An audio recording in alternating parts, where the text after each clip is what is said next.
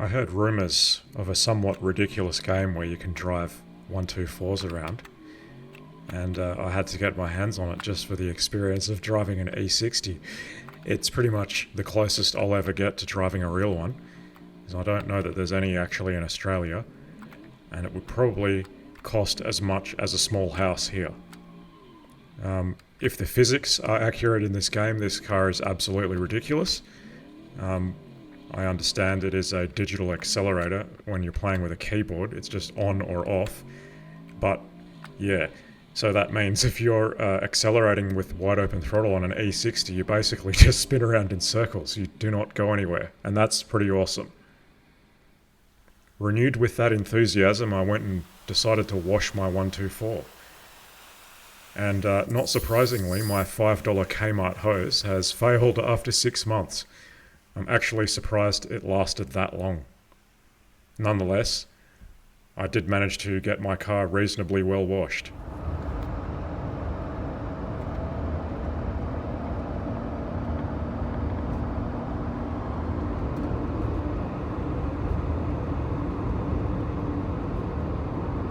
I could be a total jerk and sit right up their backside, but they are senior citizens, and this is a tourist drive. So the right thing to do is to just be respectful and give them their distance. This is a 90 zone, and I am doing below the speed limit, and I'm okay with that. I'm very pleased with my blue-black 124 today. It is about 36 degrees outside, as you can see there. And I have my air conditioner set to 18 degrees Celsius. It is blowing freezing cold. And the compressor is actually cycling, so it's not running flat out. That's damn impressive. Even if I do say so myself, because I rebuilt it myself, I can say that. Temperature's good. Driving experience was awesome, as always in a 124. Sadly, this is probably the last time I'll get to drive this car until I leave Australia. And I'm going to be away for a long time. At this stage, it's still 50-50 whether I'm going. I will not know until this week. If I am going away, I will keep you updated. But don't worry, Red is in the shed, and progress will resume as soon as I come back. It's safe and secure, and everything's going to be okay. It's just going to be a little bit longer. I'll probably finish Red next year, and I'll certainly get it registered around that time anyway. What I need next is to get the leather for the front seats, and I can't even remember what else. Nothing major, it's just minor stuff now. Obviously I need to finish reinstalling the air conditioning setup.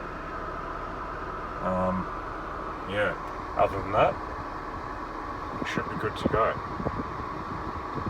Oh, of course, we can't forget the wheels need to be refurbished, and I need to get new tyres and get it all aligned correctly, and then I can get it inspected, and hopefully it will pass the first time, but we'll see about that. And you can see my economy gauge there is not at the end, and the reason for that is because this blue-black car has the typical blown vacuum pods for the recirc flap. In all positions, it's just blown. It does nothing. On such an original car, I don't really want to remove the dash unless I really have to. That's why I'm tolerating that as the only fault on this car. I don't like faults, I like to fix everything, but when it comes to removing dashes, I absolutely hate it. And this has never been out before. I don't believe the A-pillar trims have even been out before, because they still have the foam material that is completely missing on Red. At the bottom of the A-pillar trims I'm talking about. And everything just fits perfectly. I know these A-pillar trims will probably explode when I try to remove them. It looks like I'm overdue for my next oil change, but I've only done 1,000 Ks on that oil, so I can probably leave it a bit longer. Anyway, stay tuned. Eventually, there will be some more updates on red. Nothing at the moment though, unfortunately.